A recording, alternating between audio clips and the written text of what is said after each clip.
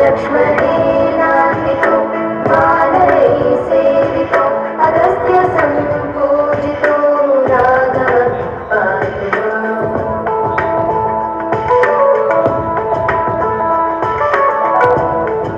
रेणुकारिष्टतो निष्ठकृद्वेषिः देशिहा कंसकृत् वंशिकावानकः कूटलाकोपकः सूरजाकेतनो बालगोपालकः पातु मां सर्वदा।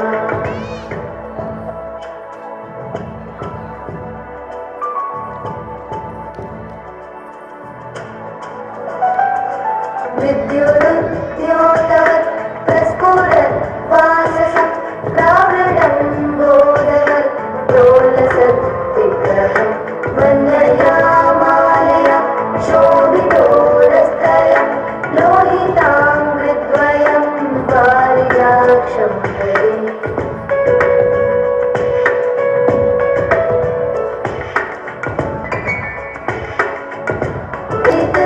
कुन्तले राजमानाननं रत्नमौलिं लसत् कुण्डलं कण्डयो भारतीयोरकं कङ्कणप्रोज्ज्वलं किङ्किणी मञ्जुलं श्यामलं तं भजे।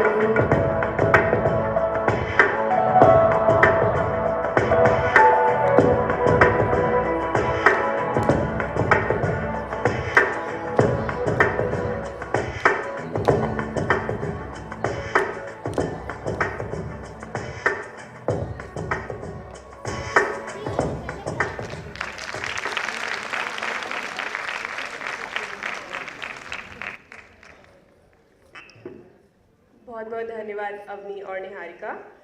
हमारे प्रिय बाबूजी श्री महावीर प्रसाद जोशी जी का ईश्वर में अटल विश्वास था।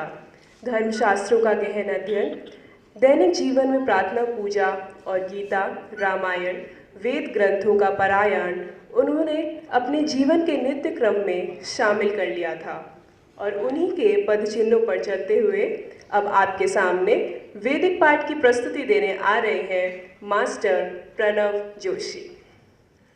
उपस्थित सम्माननीय जन को मेरा सादर प्रणाम। आज मैं प्रणव जोशी, प्रपौत्र श्री महावीर प्रसाद जी जोशी, आज सबके समक्ष उनके द्वारा अनुवादित पद्यमय भाष्य में ऋग्वेद एवं उपनिषद से श्लोक प्रस्तुत करने जा रहा हूँ।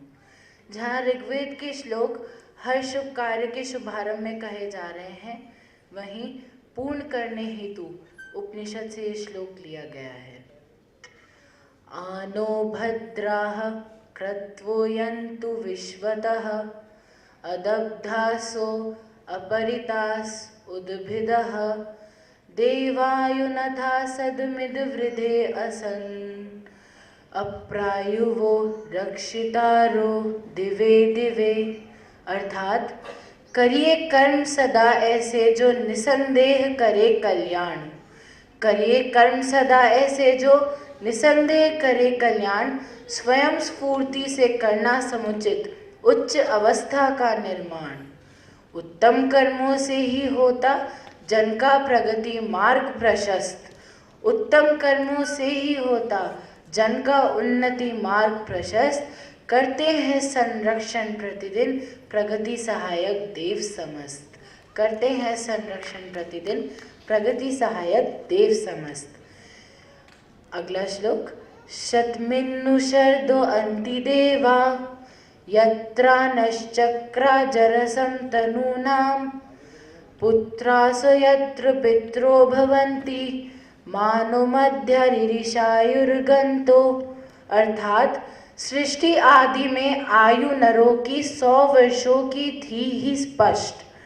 आर्य पूर्ण होने से पहले करना कभी न उसे विनष्ट, तथा हमारे सब देहों में किया जरा का जीर्ण विधान, जिसमें पुत्र पिता के रक्षक होते हैं वय के अनुभान। उपनिषद से लिया गया अगला श्लोक हर शुभ कार्य को पूर्ण करने पश्चात बोला जाता है।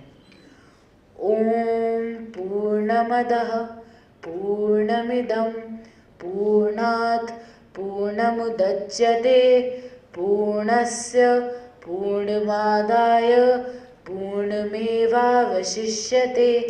अर्थात ओम वह पूर्ण है यह भी है उत्पन्न पूर्ण से पूर्ण से निकल गया पर फिर भी बचा हुआ है पूर्ण। ब्रह्म पूर्ण है पूर्ण जगत भी पूर्ण ब्रह्म संभव भव पूर्ण ब्रह्म से पूर्ण जगत निकला पर ब्रह्म बचा है पूर्ण। है नभ पूर्ण मठ नभ भी मठ नभ है नभ से उत्पन्न मठ नभ निकल गया है नभ से नभ है पूर्णतया संपन्न। जब विराट नभ की है यह स्थिति तो फिर है जो ब्रह्म अनंत। उस विराट से भी विराट की कहाँ पूर्णता का है अंत। सभी तरह संसार में शांति शांति हो शांति त्रिविध ताप से भी दूर हो मन की मिट जाए अशांति। धन्यवाद।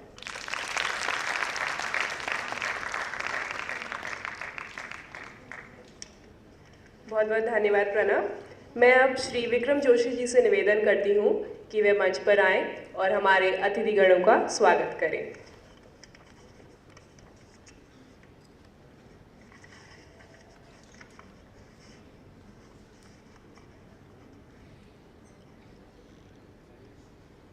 देवर्षि पंडित कालानाथ शास्त्री जी आज के कार्यक्रम के हमारे अध्यक्ष।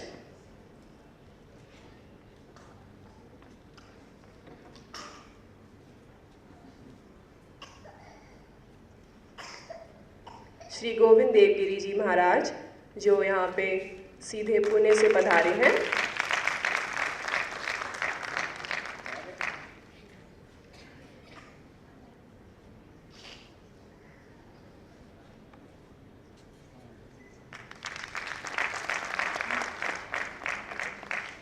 और आज के हमारे मुख्य अतिथि श्रीमान अशोक चक्रधर जी। बहुत बहुत धन्यवाद। मैं श्रीमती इंदु जोशी जी से निवेदन करती हूँ कि वह मंच पर आएं और स्वागत भाषण देते हुए इस ट्रस्ट का परिचय दें। आदरणीय श्री अशोक चक्रधर जी और आज के प्रमुख व्याख्याता श्री गोविंद देवगिरी जी महाराज और हमारे जयपुर के साहित्यकारों में वरिष्ठ पंडित श्री कलानाथ जी शास्त्री एवं सम्मानित होने वाले सभी साहित्यकार एवं अतिथियों, देवियों और सज्जनों को मेरा नमस्कार। आज हम सभी यहाँ जिस पुनीत कार्य के संपादन हेतु एकत्रित हुए हैं, ये सांस्कृतिक धरोहर को सीप के मोती सा संजोकर रखने का यत्न है। अपितु हमारे गौरवशाली इतिहास, हमारे समाज के विभिन्न कालखंडों में पूर्वजों द्वारा किए गए व्यवहार के द्वारा आने वाली पीढ़ियों का मार्गदर्शन करना भी है। किसी भी समाज के निर्माण में सोपान दर सोपान विकास में समाज की दशा और दिशा, समाज की सोच, नज़रिए का विश्लेषण कर साहित्यकार अच्छा या बुरा समाज को बताता है, राह दिखाता है। कभी सखा बनकर, कभी आलोचना करता है, गुरु बनकर। कुल मिलाकर एक साहित्यकार एक दीपक की भांति स्वयं तिल तिल कर जलता है और समाज में तमस के विस्तार के साथ संघर्ष करता है। सच कहते हैं कि हिम्मत रखते हैं हम, दुनियादारी की कला नहीं रखते। आवाज़ तीखी है, तलक है तो क्या, हम दो सुर वाला गला नहीं रखते। और यकीन मानिए, ऐसा करना किसी दुधारी तलवार के चलने के बराबर है। जैसा कि कवि नीरज ने कहा है, आदमी को आदमी बनाने के लिए जिंदगी में प्यार की कहानी चाहिए और कहने के लिए कहानी प्यार की, शाही नहीं आंखों वाला पानी चाहिए। ऐसे पुरोधाओं का, ऐसे त्यागियों का, ऐसे विद्वानों का सम्मान करना हमारे देश की बात नहीं, परंतु फिर भी ये प्रयास हम विगत 22 वर्षों से इसलिए करते आ रहे हैं कि हम आभारी हैं उन सभी साहित्यकारों का जिनकी बदौलत हम आज मानव कहलाते हैं। आज का ये समारोह हमारा साहित्यकारों को समर्पण एवं कृतज्ञता ज्ञापन है। आज श्री अशोक चक्रधर जी, श्री पंडित कलानाथ जी शास्त्री के सानिध्य में सभी गणमान्यों की साक्षी में श्री गोविंद देवगिरी महाराज को वैद्य महावीर प्रसाद जोशी प्रज्ञा पुरस्कार, डॉक्टर उषा गोयल जी को श्रीमती जावित्री देवी जोशी प्रतिभा पुरस्कार, श्री देवकंठ सिंह जी को वैद्य पंडित ब्रिजमोहन जोशी, मन्नी देवी जोशी राजस्थानी साहित्य पुरस्कार से सम्मानित किया जाएगा। इस वर्ष चूंकि पंडित श्री महावीर प्रसाद जी जोशी जी का जन्म शती वर्ष है, अतः इस वर्ष से हिंदी साहित्य में योगदान हेतु नया पुरस्कार प्रारंभ होने जा रहा है। श्री हरि राम आचार्य जी को एडोल्फ मैग्दलेना हेनी साहित्य पुरस्कार से सम्मानित किया जा रहा है। इस कार्यक्रम में पधार कर इस पुनीत यज्ञ के भागी के रूप में मैं इंदु जोशी श्री द्वारका सेवा निधि ट्रस्ट की ओर से आप सभी का हार्दिक स्वागत करती हूँ। धन्यवाद। धन्यवाद इंदु जी। और अब मैं मेरी साथी मंच संचालिका सुश्री अवनी और निहारिका जोशी को फिर से निवेदन करती हूँ कि वे मंच पर आएं और बाबूजी का परिचय दें एवं इस कार्यक्रम को आगे बढ़ाएं। राजस्थान के शेखावाटी अंचल के झुंझुनू जिले में स्थित ढुंडलोद कस्बे में श्री ब्रिजमोहन जी जोशी के घर दिनांक 18 अगस्त 1914 में श्री महावीर प्रसाद जी जोशी का जन्म हुआ। जब ये 11 माह के थे तब उनके पिताश्री व माताजी उन्हें उदयपुरवाटी कस्बे में ले गए। 8 वर्ष की आयु में यज्ञोपवीत संस्कार ग्रहण करने के बाद श्री महावीर प्रसाद जोशी संस्कृत का विद्याभ्यास करने लगे। अपनी बुद्धि प्रखरता के कारण 2 वर्षों के बाद 10 वर्ष की अल्प आयु में उन्होंने 1924 में बनारस में संपन्न होने वाली व्याकरण प्रथमा का परीक्षा पास की। अपने समय के संस्कृत के प्राकंड पंडित रामधारी शास्त्री से संस्कृत भाषा का गहन अध्ययन करने के उद्देश्य से वे 11 साल की आयु में पुनः ढुंडलोद लौटे और पंडित रामधारी शास्त्री के सानिध्य में 8 वर्षों तक कठिन परिश्रम कर व्याकरण की माध्यमा परीक्षा पास की। मुंबई प्रवासी और पिलानी के मूल निवासी प्रख्यात वैद्य श्री सागरमल जी की सुपुत्री जावित्री देवी के साथ जोशी जी का विवाह 15 वर्ष की अल्प आयु में सन 1926 में हो गया। इसके बाद श्री जोशी जी ने कलकत्ता विश्वविद्यालय की सर्वोच्च उपाधि साहित्य काव्यातीर्थ प्राप्त की। इसके उपरांत श्री महावीर प्रसाद जोशी ने जयपुर आकर वर्ष 1933 में साहित्याचार्य की परीक्षा पास की। परिवार में बाबूजी के नाम का मिला संबोधन उनके साथ जीवन भर रहा। साहित्य एवं संस्कृत से निकट संबंध होने के बावजूद अपने पिता श्री ब्रिजमोहन जी जोशी को आयुर्वेद के माध्यम से रोगियों का उपचार करते देख श्री महावीर प्रसाद जोशी का रुझान आयुर्वेद की ओर हो गया और उन्होंने वर्ष 1937 से 1939 में आयुर्वेदाचार्य की परीक्षा पास की तथा ढुंडलोद में ही रहकर आयुर्वेद में अर्जित ज्ञान का लाभ जन जन को देते रहे। 27 अप्रैल 1940 को राजगढ़ कस्बे में श्री सूरजमल मेहता ने श्री महावीर प्रसाद जोशी को नवस्थापित आयुर्वेद औषधालय का सर्वप्रथम कार्यभार सौंपा। श्री जोशी के अथक प्रयासों से ही आगे चलकर इस औषधालय की ख्याति बढ़ी। श्री महावीर प्रसाद जोशी अपने जीवन में जितने सुव्यवस्थित रहे उतनी ही समाज संपूर्ण दृष्टि उनकी लेखन शैली एवं कार्य में रही। अपने लेखन को केवल एक शौक तक नहीं सीमित रखा बल्कि उसे भी उपासना का एक अंग मानकर जीवन भर इसमें प्रवृत्त रहे। अपने समय के एक एक क्षण का उपयोग बाबूजी ने समाज तथा साहित्य सेवा में किया। उनकी भाषा में सरलता तथा माधुर्य गुण उनके व्यक्तित्व में भी झलकता था। उनके साहित्य में उतर आई वह मिठास अब हमारी धरोहर बन चुकी है।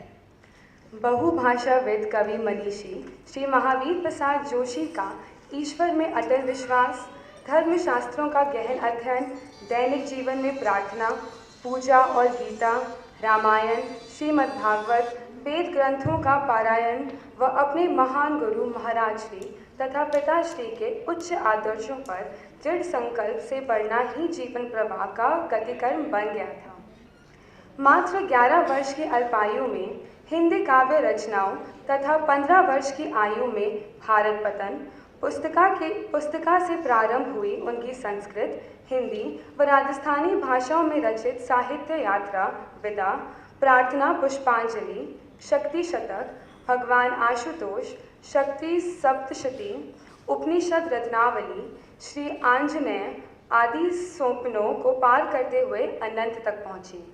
उनके साहित्य सृजन में श्रीमद्भागवत का पद्यानुवाद, श्री कृष्ण चरित का राजस्थानी भाषा में पद्मय लेखन, रामायण का राजस्थानी में काव्यानुवाद, हिंदी में ऋग्वेद साहित्य का पद्यानुवाद, गीता के संस्कृत श्लोकों के भाव को पूर्ण रूप से प्रकट करने वाली पद्मय गीता, संस्कृत के क्लिष्ट शिव महिम्न स्त्रोत का हिंदी में पद्यानुवाद, राजस्थानी सुंदरकांड, संस्कृत खंड काव्य, वेदना निवेदनम आदि प्रमुख है। विभिन्न भाषाओं में उत्कृष्ट साहित्य सृजन के लिए श्री महावीर प्रसाद जी जोशी को ज्योतिमृत बद्रिकाश्रम की ओर से शुभ आशीर्वाद, राजस्थानी भाषा साहित्य एवं संस्कृत अकादमी बीकानेर की ओर से श्री पृथ्वीराज राठौड़ पुरस्कार, राजस्थानी रत्नाकार दीपचंद पुरस्कार, हिंदी साहित्य अकादमी दिल्ली की ओर से पुरस्कार, श्री द्वारिका शारदा पीठम की ओर से शुभ आशीर्वाद, स्वामी लक्ष्मी नारायण पीठम सम्मान, सेठ फूलचंद बाठिया स्मृति पुरस्कार, राजस्थान संस्कृत साहित्य अकादमी सम्मान, सदवैद सभा राजस्थान सम्मान, राजस्थानी भाषा साहित्य एवं संस्कृत अकादमी सम्मान, पंडित राजकुमार सहल पुरस्कार आदि प्रदान किए गए। स्वयं श्री महावीर प्रसाद जोशी ने अपने पिताश्री के नाम से वैद्य पंडित बृजमोहन जोशी साहित्य पुरस्कार तथा माताजी के नाम से श्रीमती मन्नी देवी जी काव्य पुरस्कार साहित्यकारों को प्रदान करना प्रारंभ किया, जिनका क्रम निरंतर जारी है। तो चलिए अब हम सम्मान समारोह की शुरुआत करते हैं। हमारा पहला पुरस्कार है वैद्य महावीर प्रसाद जी जोशी प्रज्ञा पुरस्कार। ये पुरस्कार हर वर्ष वैदुष्यपूर्ण एवं विशिष्ट लेखन के लिए पुरुष